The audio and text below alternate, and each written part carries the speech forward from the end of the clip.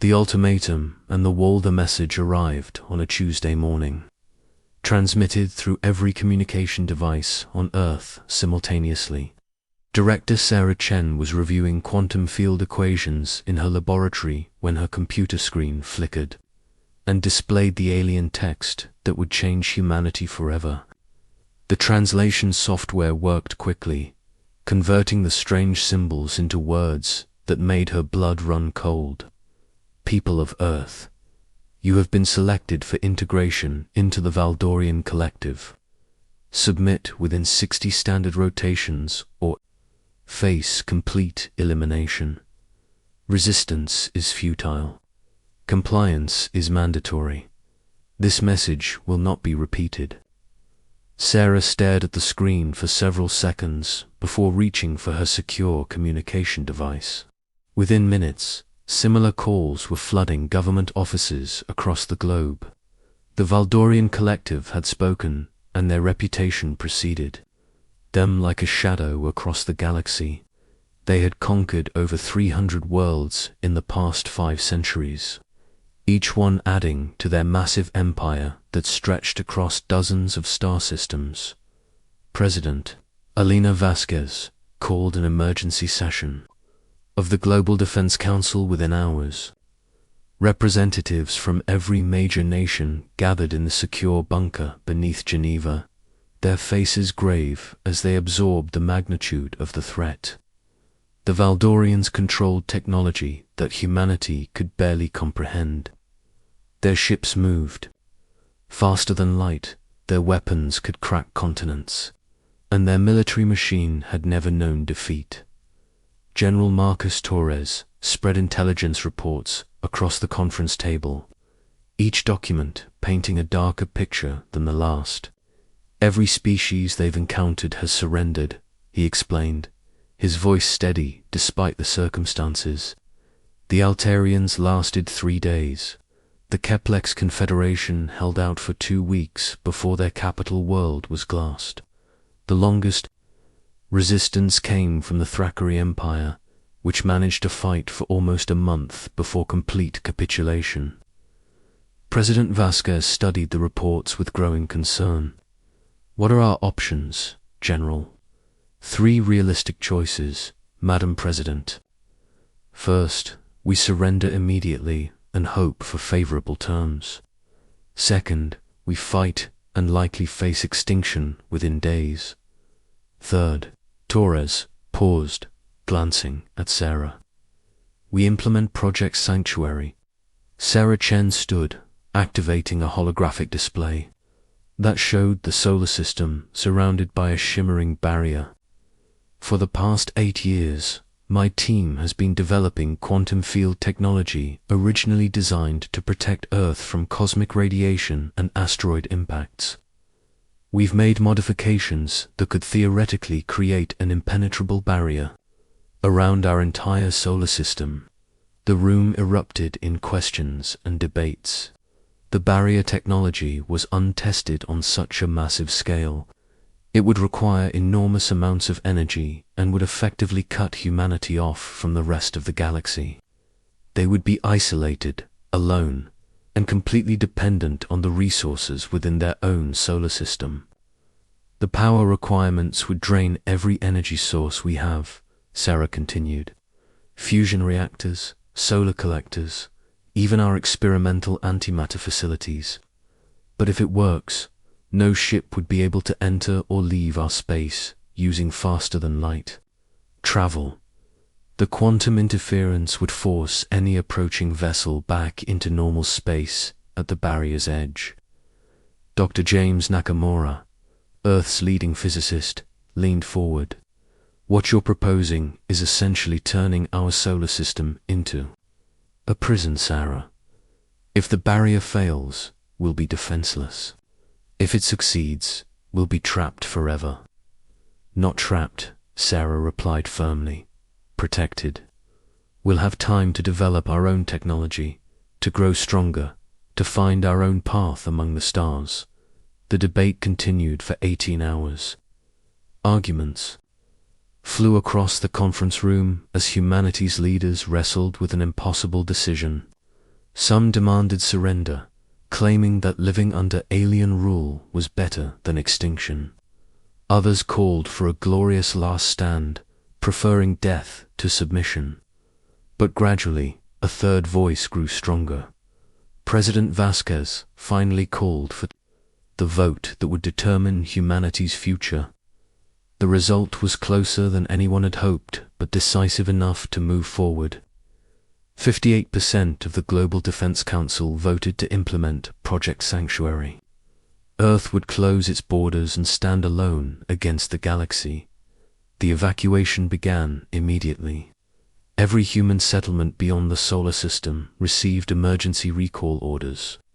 Mining colonies in the Alpha Centauri system, research stations, orbiting distant stars, and trading posts scattered across local space all received the same message: come home or be left behind. General Torres coordinated the massive operation from the military command center on Luna. Transport ships raced against time, carrying millions of colonists back to Earth before the barriers activated. Families who had spent generations building new worlds abandoned everything they owned. Scientists left behind research projects that represented decades of work. Corporate executives closed profitable mining operations without hesitation. Sarah worked around the clock, making final adjustments to the quantum field generators positioned throughout the solar system. Each generator was the size of a city block, containing technology that pushed the boundaries of human understanding. The mathematics involved were so complex that only quantum computers could process the calculations in real time. The power grid underwent massive modifications. Every nuclear reactor on Earth was connected to the barrier network. Solar collection satellites throughout the inner system redirected their energy output. The experimental fusion facilities on Mars and Europa were brought online ahead of schedule. Even the geothermal plants on Io were integrated into the system. As the last transport ships crossed into the inner solar system, Sarah initiated the activation sequence. One by one, the quantum field generators came online, creating an invisible wall that surrounded humanity's home. The energy requirements were staggering, forcing cities across Earth to reduce power consumption to essential services only. President Vasquez addressed the world as the final barrier. Segment stabilized. Today, we make a choice that no species in galactic history has ever made. We choose isolation over submission, dignity over safety, and hope over fear. Whatever comes next, we face it together as one human family. The Valdorian response came exactly 60 days after their ultimatum expired. Long-range sensors detected the emergence of a massive fleet at the edge of the solar system. 3,000 warships materialized from faster-than-light travel, their hulls gleaming with the distinctive blue-green alloy of Valdorian construction. Commander Zektar stood on the bridge of his flagship, the Dominion's Edge, studying the readings on his tactical display. The human solar system appeared normal on sensors, but something was wrong. His navigation computers insisted that faster-than-light travel was impossible in this region of space. Status report, Zektar commanded, his voice carrying the authority of someone who had conquered 17 worlds.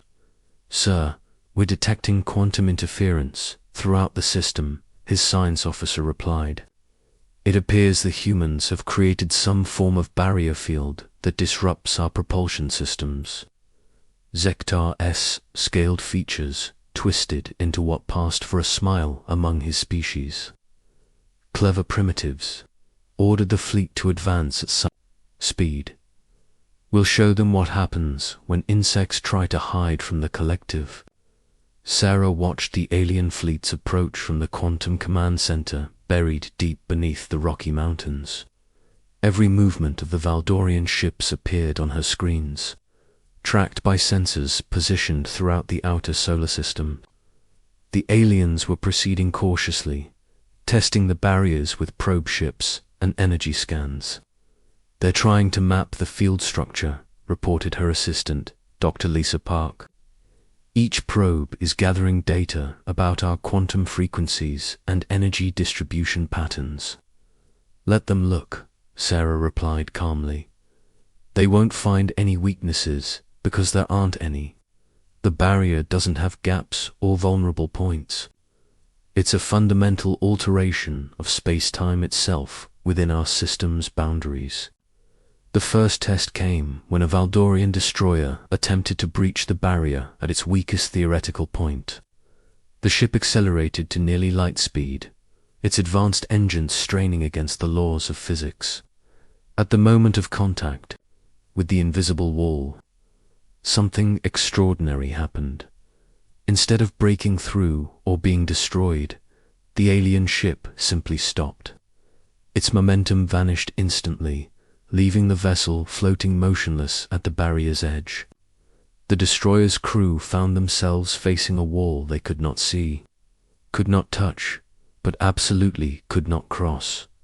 Commander Lecter watched in growing frustration as ship after ship failed to penetrate the human defenses. Energy weapons had no effect. Physical projectiles were absorbed harmlessly. Even their most powerful antimatter warheads created spectacular explosions that left the barrier completely unaffected. General Torres observed the alien attempts from Lunar Command, coordinating Earth's defensive preparations. "They're getting desperate," he noted, watching as the Valdorians tried increasingly exotic attack methods. "That's when they become most dangerous."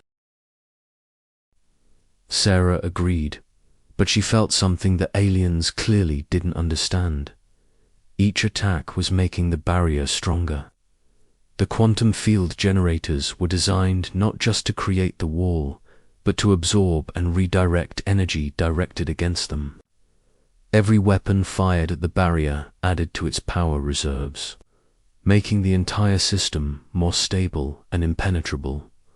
President Vasquez joined them in the command center, studying the tactical displays with growing amazement.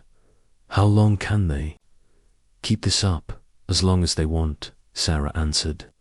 "But they're the ones using resources, not us. Every day they stay here costs them fuel, supplies, and credibility. They've never encountered a defense they couldn't break. And that's exactly what makes this strategy effective." The siege of Earth had begun, but for the first time since the ultimatum arrived, humanity felt something unexpected. They felt hope. The test of will 3 months passed, and the Valdorian fleet remained locked outside Earth's quantum barrier, growing more frustrated with each failed attempt to breach humanity's defenses. Commander Zektar had lost count of the different strategies his forces had tried. Concentrated bombardments, quantum torpedoes, gravitational disruptors, and even experimental dimensional weapons had all proven useless against the invisible wall that protected the human. Solar System. Sarah Chen monitored the situation from her command center, watching with fascination as each alien attack strengthened their defenses. The quantum field generators had absorbed enough energy to power Earth's entire civilization for a century. More importantly, the absorbed power was allowing her team to make modifications to the barrier system that even she hadn't thought possible. "Director, we're seeing some incredible readings," Dr. Lisa Park announced, excitement clear in her voice. "The barrier isn't just stopping their ships anymore. It's actively learning from their attack patterns and adapting its frequency to counter specific weapon types." Sarah studied the data streams flowing across her screens. The quantum wall had evolved beyond its original design, becoming something closer to a living defense system that grew stronger and smarter with each assault. The alien technology is actually teaching our barrier how to be more effective against them. General Torres joined them, reviewing intelligence reports from deep space monitoring stations. We're intercepting Voldorian communications. Their fleet commanders are reporting back to the collective leadership, and they're not happy. This is the first time in centuries that any species has successfully resisted their forces. President Vasquez examined the translated messages with growing interest. The Valdorian Empire was experiencing something they had never faced before: doubt. Other conquered species were monitoring the situation, watching to see if the mighty collective could be defeated by a single isolated world. There, trapped as much as we are, Sarah realized, studying the barrier dynamics. The quantum field works both ways. Their ships can't leave this region of space using faster-than-light travel, any more than they can enter our system. They're stuck here until we decide to let them go. This revelation changed everything.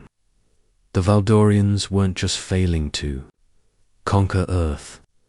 They were becoming prisoners of their own aggressive ambitions. Their fleet was stranded at the edge of human space, consuming resources while achieving nothing. Worse, their absence from other sectors was being noticed throughout their empire. Commander Zektar paced his command bridge in growing frustration. Reports from his science teams confirmed what he had feared. The human barrier was not weakening under sustained attack.